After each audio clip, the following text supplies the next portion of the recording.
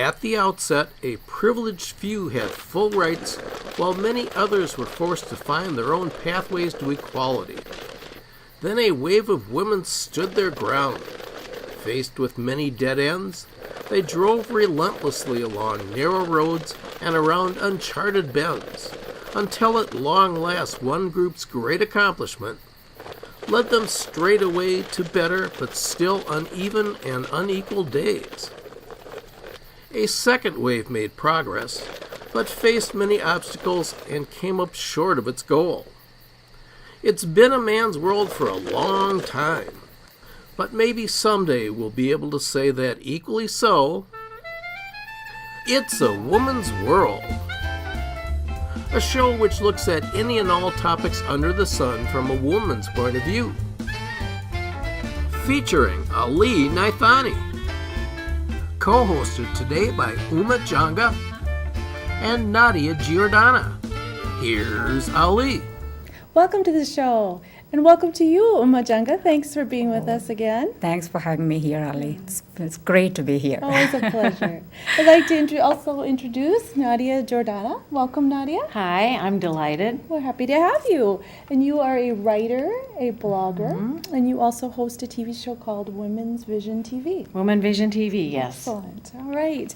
Well, that brings us to LoriCampbell. Hi, Lori. Hi. Thank you for being with us today. And of course, you are a visionary gerontologist, and we want to hear more about what that means. And you also have dual experience with wellness and aging. And you also are an author, and the title of your book is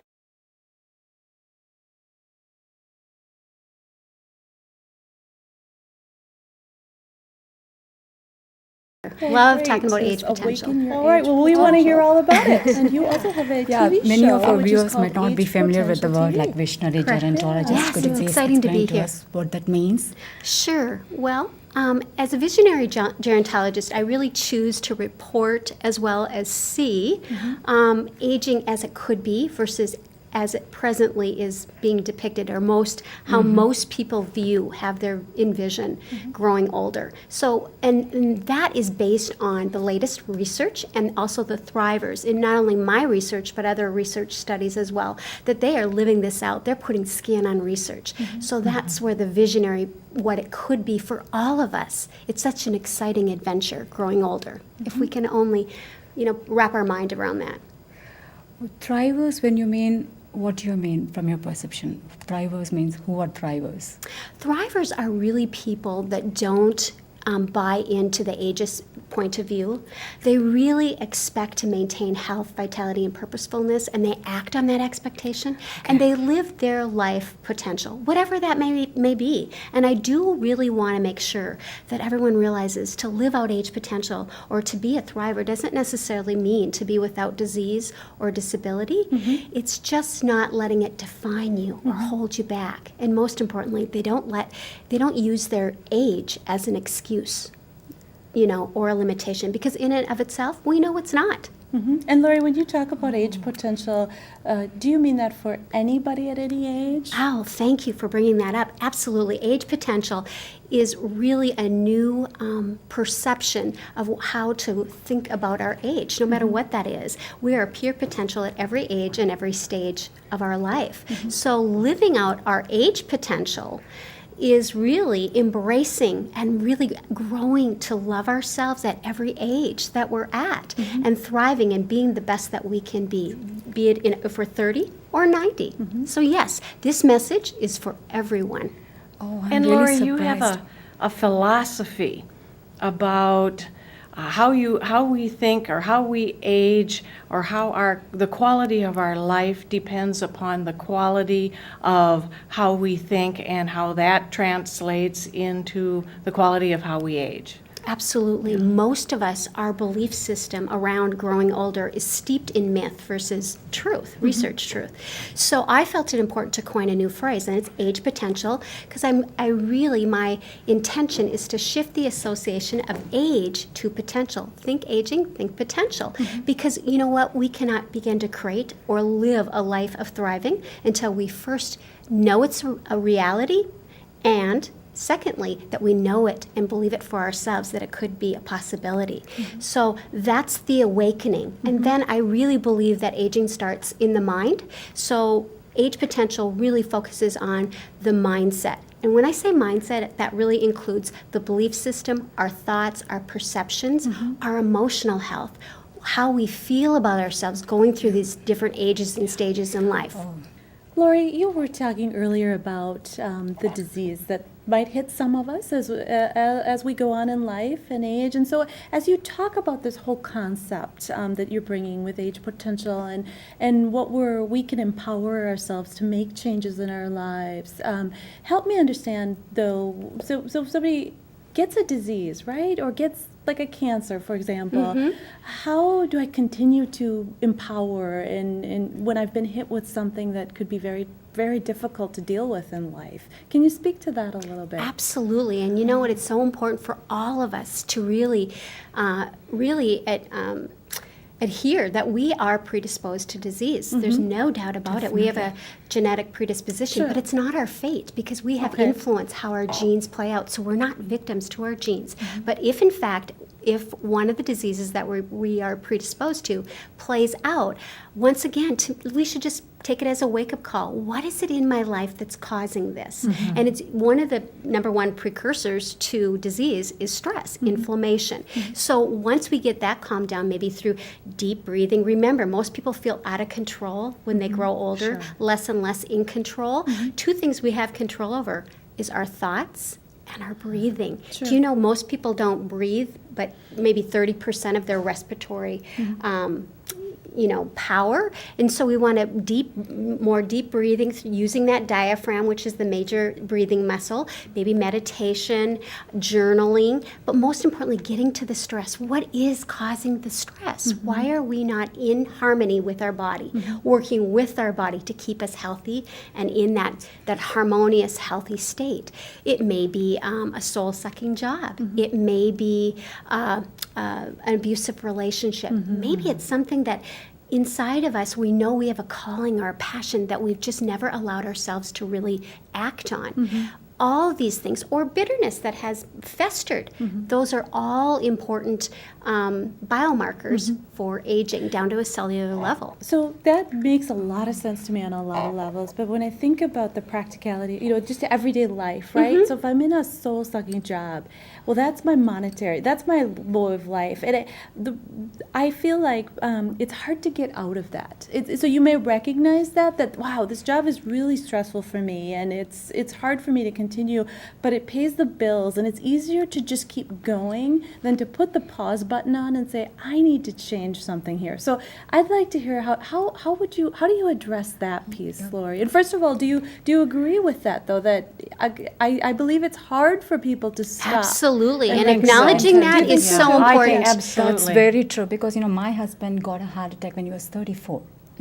Because of the stress levels that he was facing in his shop, and because he was the only person earning in our house, so he had that responsibility, and I can see that the stress levels, but he didn't know how to overcome that. It's very hard. Yeah, and the stress of not having that job and that income is equal to the stress. So what do you do? But remember, it's small but significant changes. So in other words, it might not be for 2-3 years that you're going to make the transition out. But what are small steps you can start making? Do you need education? What is it? Do you have a clear vision of what is it that would just really stoke your fire?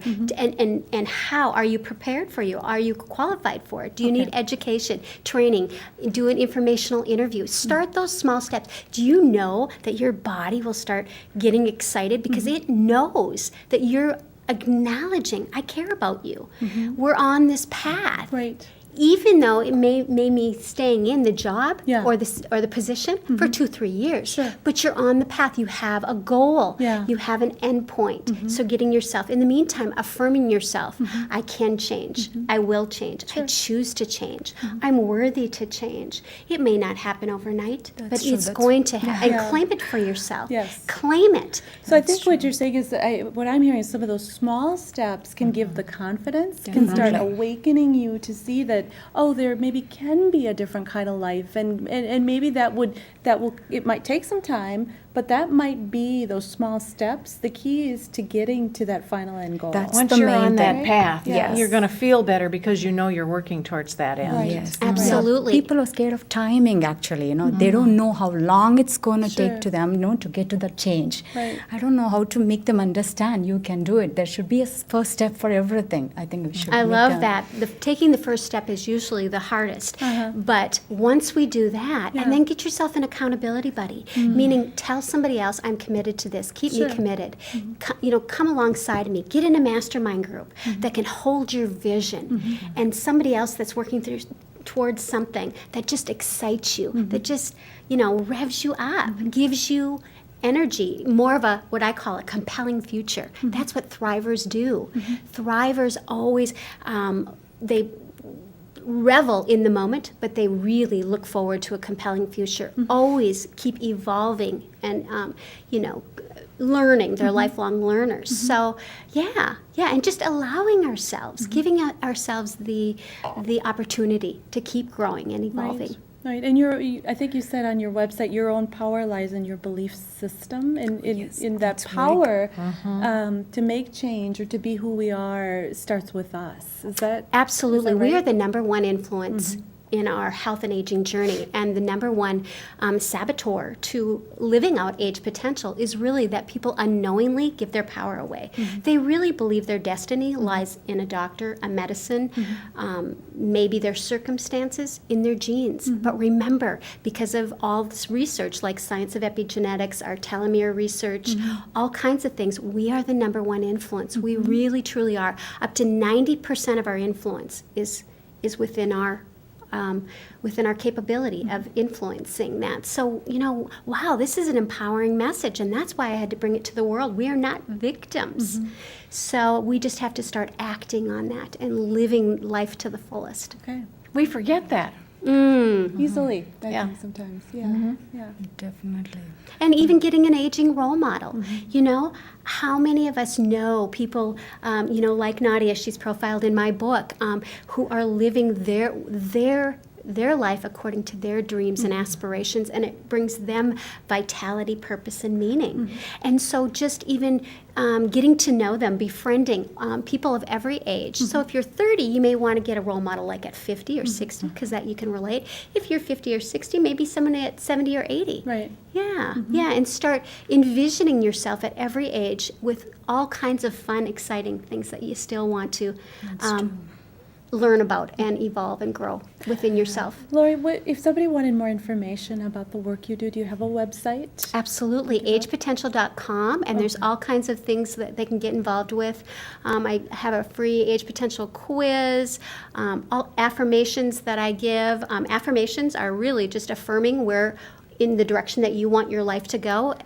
Affirmations have been likened to weightlifting, because in weightlifting we grow muscles. In taking up a practice of affirmations, you basically are initiating new neural pathways in your brain, starting a new pathway for your whole life, a new way to think. And you have a great video blog there, too. Yes, video blog, and you can sign up for Age Potential TV, and I do mind cleanses, which is so important, getting those myths away from the myths onto the research truths. That's where you really want to begin. Okay. So when you said Age Potential TV, do you offer any kind of programs to people, or is it a service kind? I didn't clearly get that. Yes, I do seminars all the time on the web as well as on site. Okay. And a lot of times we write maybe like Age Potential mantras of their own, or do compelling future boards, take them through a mind cleanse, all kinds of things. Well, Lori, this has been such a fascinating discussion. Thank you so much for being with us today. Thank you very much. Thank you, Lori. Thank you. Well, stay with us. Up next, we're going to be talking to Mel Scholl and learn about her work as an addiction counselor and empowerment coach. Welcome back. I'd like to get started by introducing our next guest, and her name is Mel Scholl. Mel is the owner and founder of Women's Pathways to Health, and she's also a licensed alcohol and drug counselor and a certified empowerment coach. Thanks for being with us today, Mel. Thank you for having me. I'm happy to be here. Oh, so could you please tell us what motivated you to get into this good profession? Yes, thank you so much for asking. I'm often asked what brought me to this work, and it really was an aha moment in my life. It happened the morning of September 10th in 2002. I woke up after having had a lot to drink the night before and realized that my dog had been left outside all night because I wasn't aware of what I was doing. And he was very, very important to me. And so once I got him situated, I realized that I needed to make some changes in my life. And I decided that morning to go to treatment. And I got treatment for alcoholism. And I've not had a drink since September 9th, 2002. Oh my goodness. After that time, 2 years into my sobriety, I started to mentor women at an inpatient treatment center. And I loved what the work that the counselors were doing. And I thought, I want to go back to school and I want to become a counselor myself.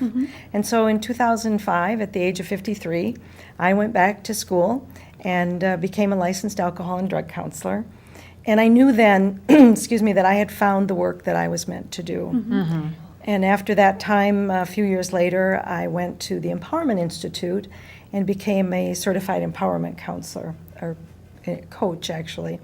And the reason I wanted to add that to the work that I do is because when someone gets sober, that's a small part of the work that needs to happen as you go forward in your life. So I wanted to be able to coach women on how to have an enlarged life after they get sober. Wow, your story is amazing. And I often wonder, as I heard your story, for you in that moment, is that what you call the wake-up call for someone who has alcoholism issues? Is that right? Yes, yes. It's, pardon me, it's often called the bottom or the aha moment. I think of it as my aha moment. It was sort of just an awakening of some sort, and it's different for everyone. It can look very different for everyone. And for me, I was a person who hadn't really gotten into the legal system because of my drinking. I hadn't lost my job. I hadn't lost my home. So it didn't look on the outside as though I was having a problem, but on the inside there was a lot of problem. Okay, So how long had you been drinking before that? I had been drinking many, many years, probably 20 plus years. But the disease is progressive, and so it became worse and worse and worse as time went along. When you made the decision, did you know, I mean, really know that you were going to do it? Had you tried other times before, or was this just I had made like bets with friends, let's try not to drink for a few months and that kind of thing, but never with the idea that I had a problem. But I knew in reality that I had a problem. And so I had actually gone to therapy and worked on some other issues, which I think was a precursor to me actually getting to that moment in time when I realized that my dog, if it had been 20 below, could have died if he had been outside all night.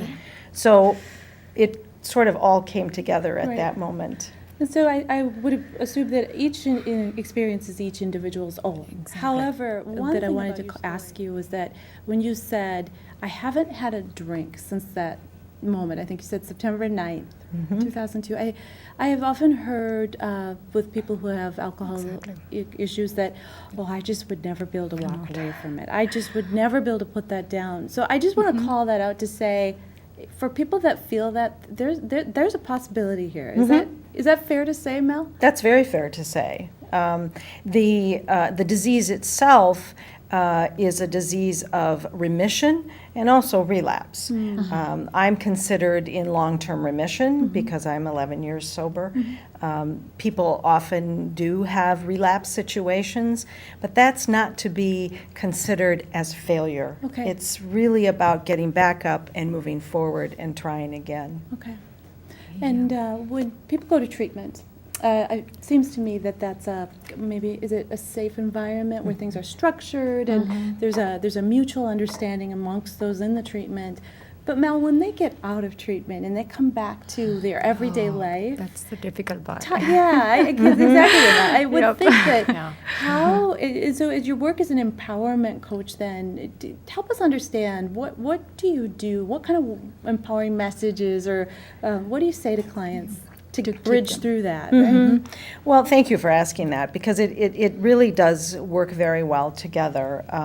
If someone has gone to treatment and they want to come and work with me as supportive to that afterwards, I would definitely work with them on my program is called Pathway to Your Best Life, Okay. and it incorporates the empowerment work that I've been trained in, and it's primarily looking at those belief systems that we have that keep us stuck in our lives. And so we don't just look at the disease of alcoholism, or, I mean, it could be someone that doesn't even have that issue, but it's about how are you going to figure out what it is you want to do with the rest of your life, because now you have this life ahead of you.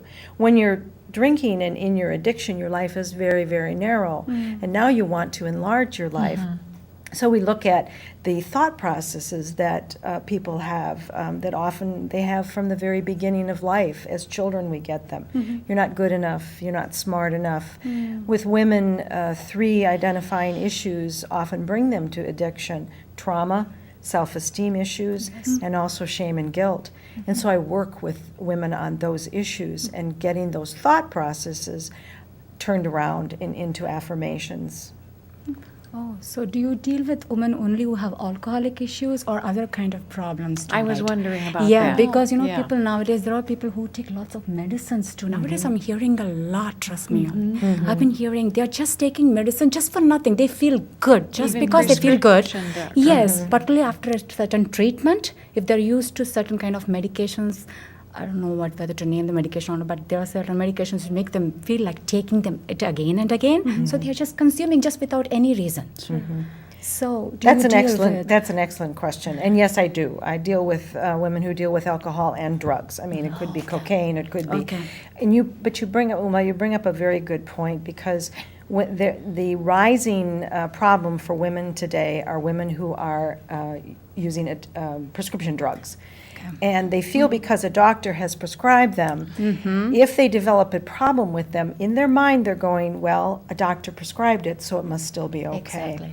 And this is becoming a huge, huge problem Exactly. among women. Yep, It I'm is, hearing that. definitely. I wonder about something. Let's just, having come from a corporate background myself, what I was thinking about is, you've got these corporate situations and they have their own health system set up and supposedly discreet and private, and you can go and get treatment through your corporate situation. But I have to wonder if there aren't people who are terrified to go through their corporate system and get help. And I would think that going to someone private like you might be a real attractive avenue, just to give that extra added, whether it's founded or not, that extra added sense of privacy to get that taken care of. It's interesting that you asked that, Nadia, because I find that my role has changed as I've had my business, pardon me, and I can be the person that a woman will come to just to kind of start the conversation to see if maybe they do have a problem, also because they want to be very private. I don't take insurance. That's part of the reason I don't take insurance, is that it's very private, it's a confidential and safe place to come and have the conversation about, do I have a problem? And sometimes my role, after we've had that conversation and met for several times, is actually to promote them to go to an inpatient or an outpatient program, and then perhaps come back around to me afterwards for further support. So that's a good question, because I serve a lot of different roles. And what about if a woman has a partner or a spouse who maybe has a chemical dependency problem? Is that, would that be appropriate to work with you on that as well? Yes, I have done individual sessions with people who have a loved one who is struggling with addiction, and oftentimes there's codependency issues in there. Oh, sure. And so I can help them understand that they didn't cause it, they can't cure it, and they can't control it. And what I tell everyone that comes to me in that situation, the most important thing you can do is learn as much as you can about the disease and take care of yourself. Yeah, I've heard about that, like called a double A by 12-step program or something like that. Do you know? I'm sorry, Double the- A by 12-step program. Oh, the AA 12-step? You know, yeah, sorry. Yeah, but, Yes, that is a program that has been around since the 30s. I personally am not an AA person, and it doesn't always attract everyone. It doesn't fit everyone, It doesn't does fit it? everyone. It's no. good. No, it has helped many, many people. Mm-hmm. But I have found for myself that I did other avenues. I was with Women for Sobriety for a while. And so I like to offer women other options because sometimes it's not a good fit for them. okay. And so as we're talking about this very important subject of alcoholism or any type of drug abuse, I just want to ask you this question. If someone out there's watching us and says, you know, I need some help, or this might be me, could you say, what would you say to that if to encourage them to get help? Like, is there a message you could give right now? I think the message would be that as someone who went through it myself, I know how small your life can become, how frightened you can become, how you may be maintaining everything on the outside, but on the inside you're dying a little bit more each day. Okay. So I would encourage someone to take the step, and it's a tough step for people to take, Yeah. but to take the step and make the phone call. And I'm always open to talking to people. I offer complimentary sessions to just broach the subject and have a conversation about it. So if somebody wanted more information about the work you do, can you tell us about your website? Yes, I do have a website. It's Women's Pathways to Health, and I offer several programs. I have Pathway to Your Best Life and Pathway to Your Best Recovery. And there's quite a bit of information. My story is on there, and also information on the different programs and how to get in touch with me. Okay. You have a wonderful quote by Rose Kennedy on your website. Oh, yes. Would you tell us that quote? Let me see, you've put me on the I did spot. put you on the spot, didn't I do remember it. It's birds sing after the storm, why shouldn't we? Oh, I like that. I Wonderful. really liked that. Yeah. Very well said. Very well said. Yeah, exactly. All right. Well, thank you so much, Mel. It was wonderful to have you on, and thank you for the good work you are doing. Thank you. Thank you for this opportunity. I really appreciate being here today. All right. Thanks for coming. Thank Nadia, you. Uma, it's been a great show. Thanks It's for being with us wonderful. on the Yeah, show thanks, today. Mel. Thank you. All right. And we thank you for joining us on today's edition of It's a Woman's World, and we hope to see you next time.